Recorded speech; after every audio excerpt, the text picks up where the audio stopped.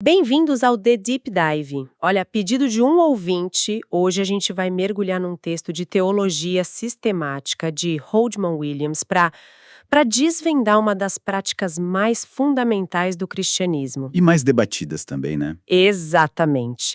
A nossa missão aqui é entender as duas cerimônias que Jesus teria prescrito para a igreja. E nesta primeira parte a gente foca na porta de entrada da fé. O batismo, o que ele significa, por que a forma dele é tão discutível e, afinal, quem deveria recebê-lo. É isso aí. É um tema que parece simples, sabe? Mas quando a gente começa a cavar, encontra, nossa, séculos de história de teologia. O texto do Williams nos dá um roteiro excelente para explorar não só o que é feito, mas o porquê de ser feito. É uma chance de olhar para uma prática familiar com outros olhos. Certo. Então vamos começar a desvendar isso. O livro já começa com uma distinção de termos que eu achei bem importante. Ele usa a palavra ordenanças em vez de sacramentos. Pode parecer um detalhe, Um mas ponto crucial, né? é um ponto crucial. A lógica por trás de ordenança é que a palavra vem de ordenar, ou seja, são práticas que foram diretamente ordenadas por Cristo. Ah, entendi. Não são rituais que a igreja desenvolveu com o tempo, mas mandatos diretos. O livro identifica duas principais: o batismo, ligado à iniciação, e a ceia do Senhor, que está ligada à continuidade da vida cristã. E ele fundamenta isso na Bíblia, claro. Para o batismo, a fonte é a grande comissão, lá em Mateus 28, onde Jesus diz: vão e façam discípulos, batizando-os. Isso, E para a ceia, a instrução da última ceia: façam isto em memória de mim. Parece bem direto. sim, a base é essa. Mas o texto também reconhece que nem todo mundo concorda que são só duas. Ele menciona, por exemplo, os anabatistas, que consideram o lava-pés uma terceira ordenança, com base no que Jesus disse no Evangelho de João. Que é um ponto interessante. E por que o autor do nosso material não inclui o lava-pés? Qual a diferença que ele aponta? A distinção que o Williams faz é sutil, mas é importante. Ele argumenta que, no lava-pés, Jesus apresenta aquilo como um exemplo de humildade. A ênfase estaria na atitude, sabe, de servir uns aos outros, e não necessariamente na prescrição de um rito cerimonial para ser repetido da mesma forma. Entendi. A intenção é diferente. Exato. Para o batismo e para a ceia, o comando é mais explicitamente cerimonial. Ok. Então, estabelecido que são duas ordenanças centrais, vamos mergulhar na primeira, o batismo. O livro argumenta que a própria palavra já dá a primeira grande pista, né? Exatamente. A palavra grega original é baptisma, que vem do verbo batizo. E o significado literal, assim, sem rodeios, é imergir ou submergir.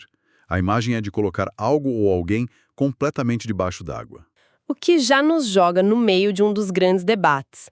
Mas antes de chegar no como, o livro fala do quê? O que é dito durante o batismo? E aqui eu tive uma surpresa. Eu achava que só existia uma fórmula. Sim, a maioria das pessoas só conhece a chamada fórmula trinitária de Mateus 28, em nome do Pai, do Filho e do Espírito Santo. E essa, de fato, foi a fórmula predominante na história da igreja. Certo. Mas o que é fascinante e que o livro destaca bem é que se a gente olha para o livro de Atos, que descreve a prática da igreja primitiva, a gente encontra outra fórmula sendo usada, várias vezes. Outra? Qual? Eles batizavam em nome de Jesus Cristo ou em nome do Senhor Jesus. Ah, Uma fórmula centrada só em Cristo. E o argumento do autor é que, se a primeira geração de cristãos, os apóstolos, usavam essa fórmula, então ela é, no mínimo, tão válida quanto a trinitária. então na visão dele não existe uma fórmula certa e outra errada? Exato. Ele defende que as duas são biblicamente válidas.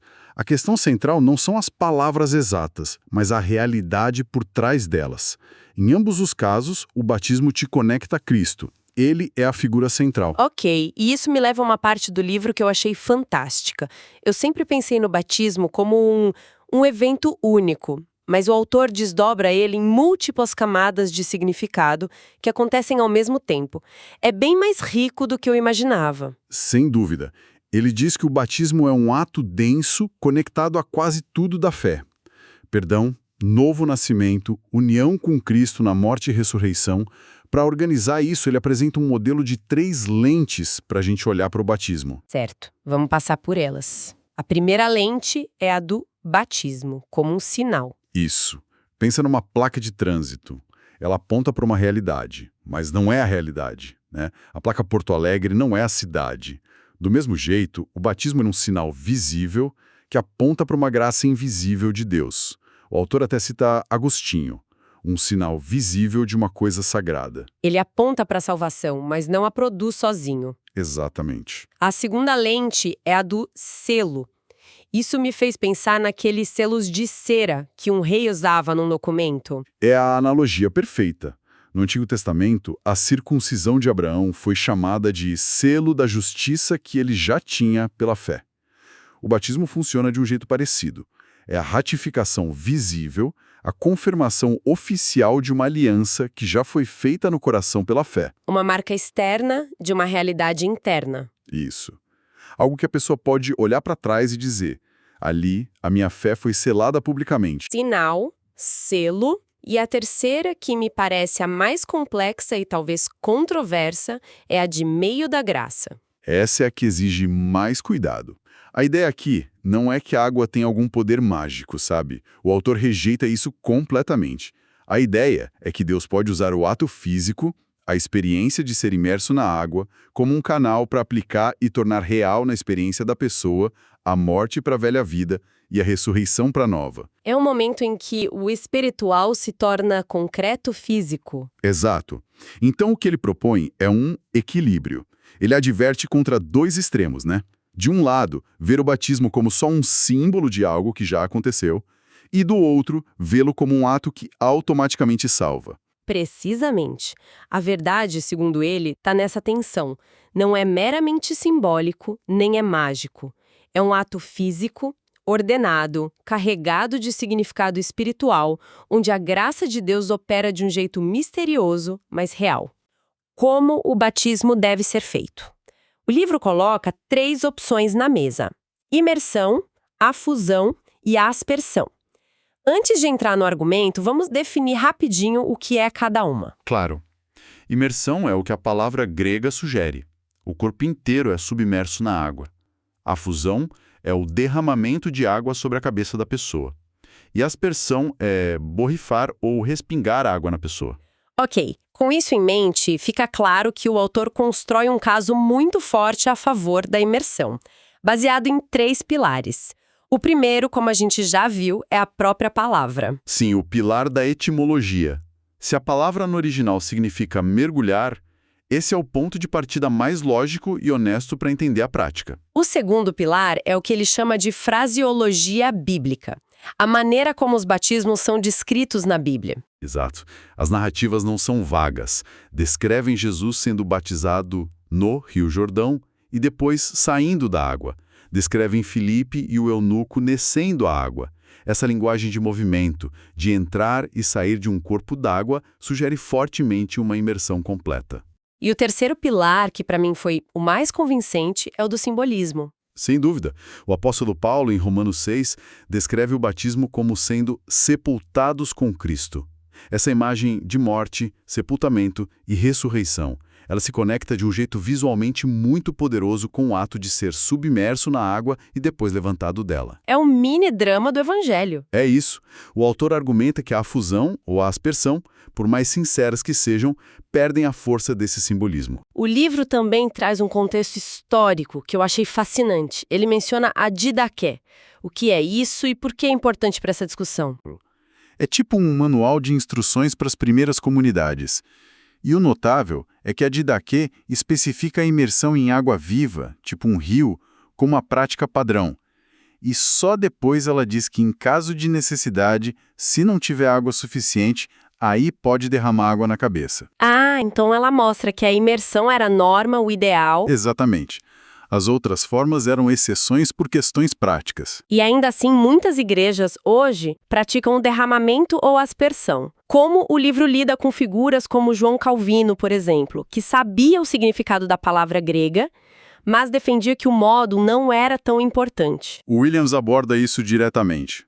Ele reconhece o argumento de Calvino de que o modo não é uma questão de salvação, mas discorda da conclusão de que não importa. O ponto de vista dele é que, ao abandonar a imersão, a Igreja perdeu a riqueza do simbolismo original. Então, para ele, seria bom resgatar essa prática. Sim. Ele conclui que seria um ganho imenso para a Igreja Universal se a prática da imersão fosse restaurada para recuperar todo o seu significado. Ok, então já vimos o que é dito, o que significa e como deve ser feito, segundo o autor. Isso nos leva à última grande questão. Quem deve ser batizado? Quem é o candidato? E aqui o texto é talvez o mais enfático de todos.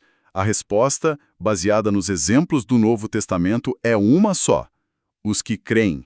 O batismo está, assim, invariavelmente ligado a uma resposta de fé pessoal e consciente. O livro de Atos é uma sucessão de exemplos. As pessoas primeiro ouvem a mensagem, se arrependem, creem e só então são batizadas. A fé precede o ato. O que inevitavelmente levanta a questão do batismo infantil. Como o autor aborda essa prática que é tão comum? Ele a trata como uma digressão do padrão original do Novo Testamento. E ele faz algo bem metódico.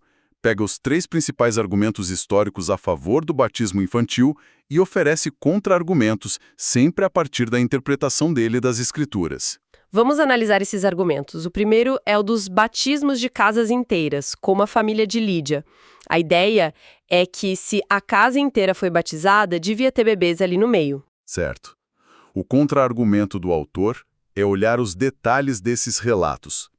No caso do carcereiro de Filipos, o texto diz que Paulo pregou a palavra a ele e a todos os de sua casa, e que ele alegrou-se com toda a sua casa, por ter crido em Deus. O texto conecta a fé a todos da casa, o que implica que eram pessoas com idade para ouvir e crer. Entendi. O segundo argumento é a analogia com a circuncisão do Antigo Testamento. Se os bebês eram circuncidados para entrar na Antiga Aliança, eles deveriam ser batizados para entrar na Nova. Essa analogia é muito forte historicamente, mas o autor argumenta que é uma comparação equivocada. Ele diz que o verdadeiro paralelo no Novo Testamento para o batismo não é a circuncisão física, que era um sinal de descendência. O verdadeiro paralelo, segundo Paulo em Colossenses, é a circuncisão do coração, uma transformação espiritual interior. Que só acontece em quem tem fé ativa. Exato. E o último argumento, que é muito emotivo, a passagem em que Jesus diz: "Deixem vir a minhas crianças". O autor reconhece a beleza da passagem, mas argumenta que ela não tem nada a ver com o rito do batismo. Jesus está falando sobre a atitude necessária para entrar no reino dos céus, uma atitude de confiança, como a de uma criança. Ele sugere que essa passagem é uma base bíblica muito melhor para a prática da dedicação de crianças, sabe? Onde os pés as apresentam a Deus. Mas não para o batismo em si, que no entendimento dele exige uma confissão de fé. Isso. Uma confissão que um bebê ainda não pode fazer. Uau! Cobrimos muito terreno só sobre a primeira ordenança. É um símbolo incrivelmente denso. Um sinal, um selo e um meio da graça. Vimos os argumentos do autor sobre a sua forma por imersão, o significado de morte e ressurreição com Cristo e o seu destinatário, que é o crente. E é só a metade da história. No nosso próximo encontro sobre este livro, a gente vai usar essa mesma abordagem para desvendar a segunda ordenança, a Ceia do Senhor, que é igualmente rica em significado e em debates. Para encerrar, uma reflexão que este material me provocou. Em uma passagem, o autor afirma que a validade do batismo não depende, em última análise, do caráter ou da autoridade de quem o administra, mas sim da fé de quem o recebe e da ação do Espírito Santo. Isso me faz pensar, se o poder e a validade do ato repousam na fé do indivíduo e na ação de Deus, o que isso nos diz sobre a enorme importância que às vezes damos às credenciais humanas, à autoridade institucional e à perfeição do ritual em nossas práticas espirituais? Uma questão para se refletir.